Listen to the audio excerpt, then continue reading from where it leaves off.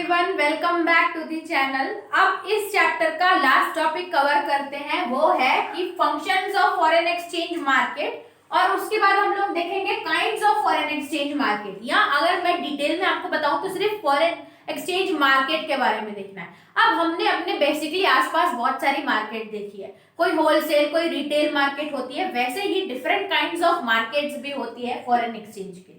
और अच्छी बात यह है कि जैसे हमारे केस में मार्केट की एक स्पेसिफाइड प्लेस होती है, लेकिन फॉरेन एक्सचेंज मार्केट एक प्लेस नहीं है, वो एक सिस्टम है जिसमें buying and selling of currencies होता है। एक करेंसी नहीं होती, उसमें बहुत सारी अलग अलग कंट्रीज की करेंसी इसमें इन्वॉल्व रहती है। तो इसमें क्या क्या क्वेश्चन बन सकते हैं मैं आपको बताती हूँ। पहले या तो आपको मीनिंग ऑफ पूछ सकता है कि meaning of foreign exchange market, तो बहुत ही इजी तरीके से आप बता सकते हैं कि ये एक सिस्टम है जिसमें buying and selling, purchase and sale of foreign currency होती है, उसको बोला जाता है फॉरेन एक्सचेंज मार्केट।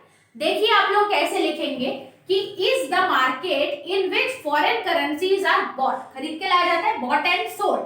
अब इसमें who all are involved in the transaction process, like individuals रहते हैं इसमें, बेचते खरीदते हैं, फर्म्स रहेंगी, बैंक्स, कमर्शियल बैंक्स और सेंट्रल बैंक्स, इसके साथ साथ ब्रोकर्स भी हो सकते हैं, फॉरेन करेंसी की डीलिंग करने वाले ब्रोकर्स, ये सारे इस मार्केट में पार्टिसिपेट करते हैं, दीज ऑल पर्सन। ठीक है, तो ये डेफिनेशन का पार्ट हो गया। नेक्स्ट क्वेश्चन आता है, what are the functions of foreign exchange market. Market तो है लेकिन क्या क्या फंक्शंस प्रोवाइड करते हैं। तो पहला फर्स्ट एंड फॉरमोस्ट फंक्शन आता है हमारा ट्रांसफर फंक्शन। ट्रांसफर फंक्शन मतलब करेंसीज का ट्रांसफर, जैसे कि मैंने खरीदा तो परचेजिंग पावर आपको ट्रांसफर कर देना।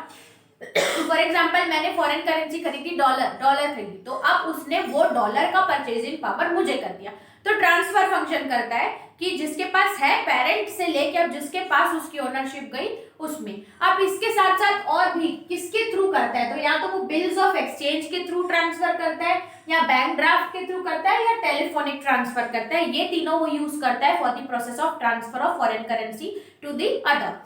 उसके बाद आता है क्रेडिट फंक्शन। ठीक है, क्रेडिट फंक्शन। अब क्रेडिट फंक्शन क्या, बहुत सारी ऐसी ट्रेडिंग होती है फॉरेन करेंसी में जो कि ऑन द स्पॉट कभी कभी पेमेंट नहीं होती, तो कभी कभी आप क्रेडिट में भी ट्रांजेक्शन करते हैं। तो ये मार्केट में आप क्रेडिट में फॉरेन करेंसी खरीद सकते हैं and later of you can pay all the whole amount, आप पूरा पेमेंट बाद में कर सकते हैं। क्रेडिट फंक्शंस में वो बिल्स ऑफ एक्सचेंज यूज कर सकता है। मैक्सिमम अगर मैं देखूं तो 3 मंथ्स की मैच्योरिटी पीरियड में रहते हैं बिल्स ऑफ एक्सचेंज।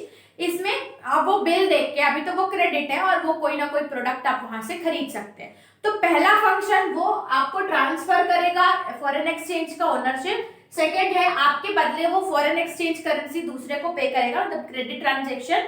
उसके बाद आता है हेजिंग फंक्शन। हेजिंग फंक्शन आपको याद करना बहुत ही इजी हो जाएगा क्योंकि क्रेडिट और ट्रांसफर तो हम समझ गए, एक हेजिंग ही है जो थोड़ा डिफरेंट लग रहा है। हेजिंग फंक्शन एक ऐसा फंक्शन है जिसमें आप एग्रीमेंट तो अभी कर रहे हो कि हम ये प्रोडक्ट मान लो 20 रुपीज में खरीदेंगे, you enter into an agreement, किसी भी आप सेलर के साथ एग्रीमेंट में आ रहे हो, लेकिन जो ट्रांजैक्शन हो रहा है वो कुछ समय बाद होगा। आप एग्रीमेंट पे अभी आ रहे हो कि we will buy this product in future date for so and so amount, मतलब आप एग्रीमेंट अभी कर रहे हो लेकिन ट्रांजैक्शन अगर फ्यूचर डेट में होता है तो ऐसे फंक्शंस भी परफॉर्म करता है foreign exchange market. For example अगर मैं आपको और इजी वे में समझाऊं तो अभी करेंसी का रेट डाउन हो गया, डाउन होता है मतलब डिमांड उसकी ज्यादा आ रही है, तो जैसे ही करेंसी सस्ती हुई तो सब लेने आ गए। अब करेंसी सस्ती हुई तो मैं उसके साथ एग्रीमेंट में आ गई कि मेरे को ना 6 महीने बाद ये खरीदना है, तो तू अब उतना ही अमाउंट पे करेगा। तो अभी तो मैं आई उसके साथ सेम अमाउंट पे, but he no matter what आगे रेट ऊपर नीचे हो लेकिन वो उसी अमाउंट में पे करेगा मुझे, वो हेजिंग फंक्शन है। ठीक है, तो 3 फंक्शन थे, बहुत ही इजी है। उसके बाद पूछ सकता है kinds of foreign exchange market, जैसे कि हमारे लोकल एरिया में आप देखते हो होलसेल मार्केट होता है, रिटेल मार्केट होता है, अलग अलग टाइप के मार्केट होते हैं। वैसे ही फॉरेन एक्सचेंज में भी 2 टाइप के मार्केट होते हैं, एक होता है स्पॉट मार्केट और एक फॉरवर्ड।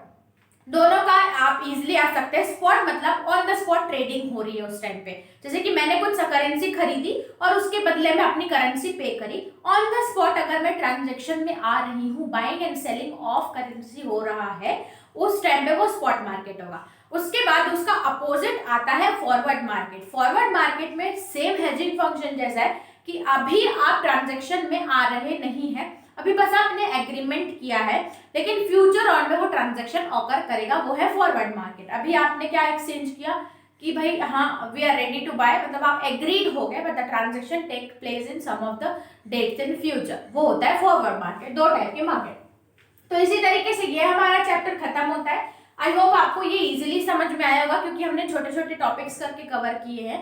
ये आपके रिवीजन में बहुत ज्यादा हेल्प करेगा, क्योंकि एक बार सुनने से आप केस स्टडी भी अच्छे से सॉल्व कर सकते हैं। इसके बाद इस यूनिट का नेक्स्ट चैप्टर बचता है बैलेंस ऑफ पेमेंट, वो हम लोग कवर करेंगे आने वाली वीडियोस में। और अगर आपको लेक्चर्स पसंद आ रहे हैं तो don't forget to subscribe the channel. मिलते हैं नेक्स्ट वीडियो में नेक्स्ट टॉपिक के साथ, तब तक के लिए थैंक्स फॉर वॉचिंग।